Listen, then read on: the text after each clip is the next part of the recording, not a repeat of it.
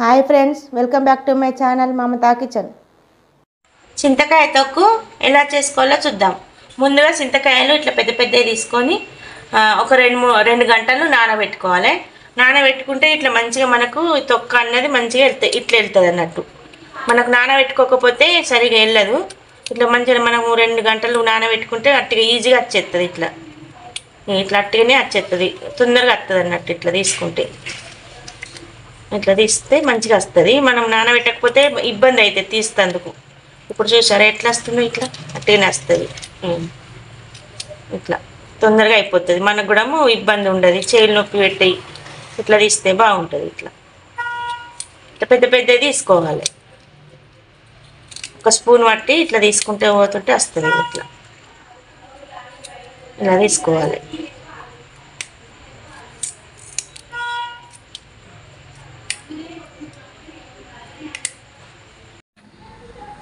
అన్ని చింతకాయలు ఇలా పొట్టు తీసుకోవాలి. ఇలా మొత్తం పొట్టు తీసుకొని పెట్టుకోవాలి. ఇలా మొత్తం తీసుకున్న తర్వాత ఇది ఉప్పు వేసి దంచాలి. ఇప్పుడు మనం ఇందాక పొట్టు తీసుకున్న చింతకాయలను ఇలా ఉప్పు వేసి దంచుకోవాలి. కిలోకు 1/2 కిలో ఉప్పు వేయాలి, ఎక్కువ పోసుకోవద్దు. తర్వాత సప్పగా ఉంటే మళ్ళీ వేసుకోవచ్చు. నేను కిలోకు 1/2 కిలో ఉప్పు పోస్తున్నా. ఇప్పుడు ఉప్పు వేసి మనం దంచుకొని పెట్టుకోవాలి. ఇలా మంచిగా దంచుకోవాలి. అంటే బాగా మెత్తగా దంచుకోకుండా పర్వాలేదు, కొంచెం వక్కలు చెక్కలు దంచుకుంటే అయిపోతుంది. ఇది 3 రోజుల దాకా ఊరాలి. మళ్ళీ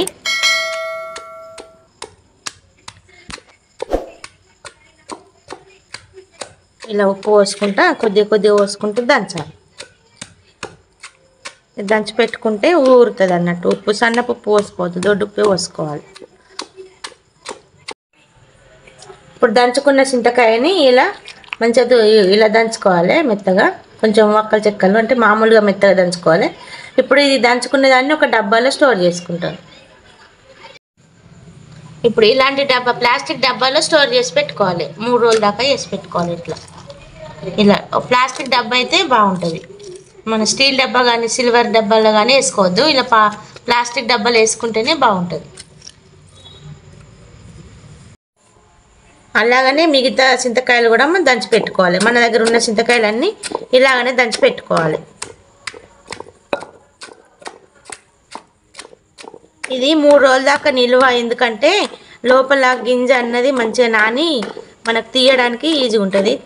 చట్నీ కూడా బాగా టేస్ట్ ఉంటుంది. అప్పటిదప్పుడే ఈ చింతకాయ తొక్కు పెట్టారు. ఇట్లనే 3 రోజుల దాకా ఊరించుకోవాలన్నట్టు. ఊరితే బాగుంటుంది.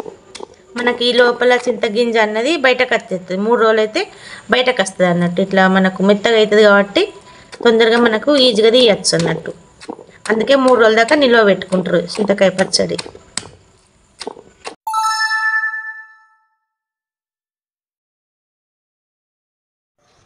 మూడు రోజుల తర్వాత ఇట్లా తీసి కలుపుకోవాలి. ఇలా మంచిగా ఊరిపోయింది చూసారా, ఇలా మంచిగా ఊరిపోయింది. ఇది మంచిగా ఊరితేనే లోపల గింజ అన్నది తొందరగా మనకు తీయడం ఈజీగా అవుతుంది అన్నట్టు. ఇప్పుడు మనం ఇది కొంచెం ఒక ప్లేట్లో వేసుకొని గింజ తీసేసుకోవాలి. కొద్దిగా ఇట్లా ఒక ప్లేట్లోకి ఇట్లా కొంచెం వేసుకుంటూ ఇట్లా మంచిగా ఇట్లా అంటేనే వచ్చేస్తుంది. ఇట్లా అంటేనే వచ్చేస్తుంది. చూసారా, ఇట్లా అంటేనే ఈజీగా వచ్చేస్తుంది. ఇలా గింజ ఎట్లా వచ్చింది మనకు ఊరితేనే మంచిగా వస్తుంది అన్నట్టు గింజ అన్నది. ఇది పక్కన పెట్టేసుకుందాము. ఇది అంతా ఇట్లనే తీసేసుకోవాలి. మంచిగా శుభ్రంగా ఈ గింజ అంతా తీసేసుకోవాలి. ఇట్లా మనకు మంచిగా ఊరితేనే మనకి ఇబ్బంది అనేది ఉండదు. చింతకాయ తొక్కు ఇట్లా ఈ గింజ తీసేస్తే, ఊరకపోతే గింజ అన్నది రాదు.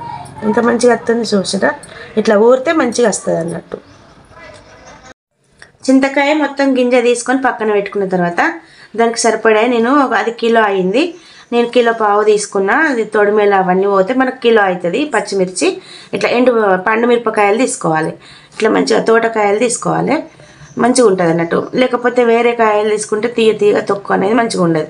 ఇప్పుడు దాన్ని మనం తొడిమేలు తీసుకుందాం. ఇలా అన్ని తొడిమేలు తీసేసుకోవాలి. కొంచెం మనము కడిగి మంచిగా ఆరబెట్టుకోవాలి. పచ్చిగా ఉంటే తొక్కు అనేది తొందరగా ఖరాబ్ అయిపోతుంది.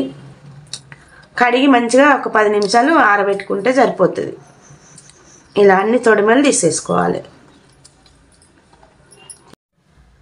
పండు మిరపకాయ తొడిమేలు అన్నీ ఇలా తీసేసుకోవాలి.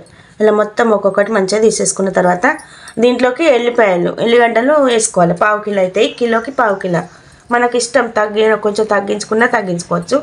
తర్వాత జీలకర్ర, ఒక చిన్న కప్పు జీలకర్ర. తర్వాత మెంతులు వేసుకుంటే తొందరగా తొక్క అనేది తెల్లబడదు, లేకపోతే తొందరగా తెల్లగా అయిపోతుంది. తర్వాత ఫస్ట్ నేను చింతకాయల 1/2 కిలో ఉప్పు పోసిన. ఇప్పుడు కొంచెం మళ్ళీ సరిపోయేంత మళ్ళీ వేసుకుందాం, కొంచెం అంతా వేసుకుందాము. తర్వాత ఈ చింతకాయ తొక్కు ఇవన్నీ ఫస్ట్ మనం గింజ తీసుకున్న చింతకాయ ఇవన్నీ కలిపి రుబ్బించుకుందాం. ఇలా చింతకాయ తొక్కు మొత్తం ఇలా రుబ్బించుకోవాలి మెత్తగా. మనం రుబ్బేటప్పుడు కూడా మన దగ్గరుండి చూసుకోవాలి, మనం వాళ్ళు మెత్తగా రుబ్బుతుర్రా లేదా అని చూసుకోవాలి. మెత్తగా రుబ్బకపోతే బాగుండదు, మిరపకాయలు అంత టేస్ట్ అని అంత కారం బాగుండదు. ఇప్పుడు ఇలా మెత్తగా జున్నులో మంచిగా రుబ్బిర్రు. ఇప్పుడు దీన్ని మనము ఎంత తినాలనుకుంటే అంతనే తాలింపు పెట్టుకోవాలి, ఒకేసారి తాలింపు పెట్టుకోవద్దు. ఈ చింతకాయ పచ్చడి అనేది అట్లనే కొంచెం తాలింపు వేసుకుంటారు. మనం ఇప్పుడు కొద్దిగా అంతా తాలింపు వేసుకుందాం,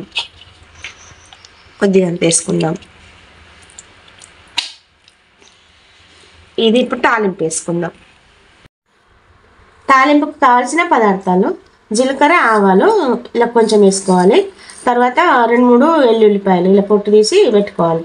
కొంచెం కల్యమాకు, కొంచెం పసుపు, కొంచెం అంతా ఆయిల్. బాండి వేడెక్కాక ఆయిల్ వేసుకుందాం. ఇలా కొంచెం ఆయిల్ వేసుకొని ఇందులోకి జీలకర్ర, ఆవాలు వేసేసుకుందాం. వేసుకొని మేము కలుపుకుందాం. ఇలా మంచిగా దూరంగా కలుపుకోవాలి. ఇప్పుడు ఇందులోకి ఎల్లుల్లిపాయలు వేసుకుందాం.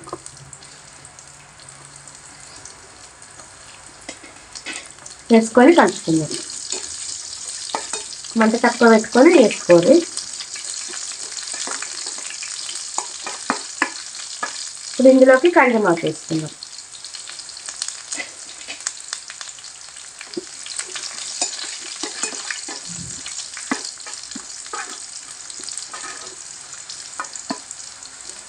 ఇలా మొత్తం మాడనియకుండా చూసుకోవాలి.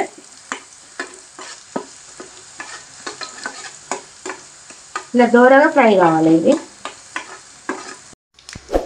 పసుపు వేసేసుకుందాం, వేసుకొని కలుపుకుందాం.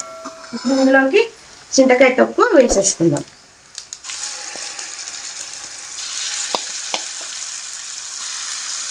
వేసుకొని కలుపుకుందాం. తాలింపు పెట్టుకుంటేనే టేస్ట్ బాగుంటుంది. చింతకాయ తొక్కు అట్టిగా నెయ్యి వేసుకొనైనా తినచ్చు, బాగుంటుంది. కానీ ఇట్లా కూడా మంచిగా ఉంటుంది. మొత్తం మంచిగా నూనె ఇవన్నీ ఆవాలు వేసుకొని ఇలా మళ్ళీ వేసుకుంటే బాగుంటుంది.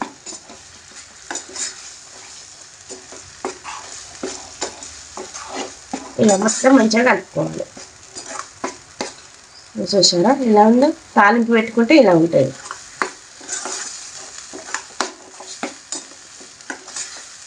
అంతే అండి, చింతకాయ తొక్కు రెడీ అయింది. తయారు విధానం ఇట్లానే ఉంటుంది. మీరు కూడా ట్రై చేయండి, ఎలా ఉందో చెప్పండి.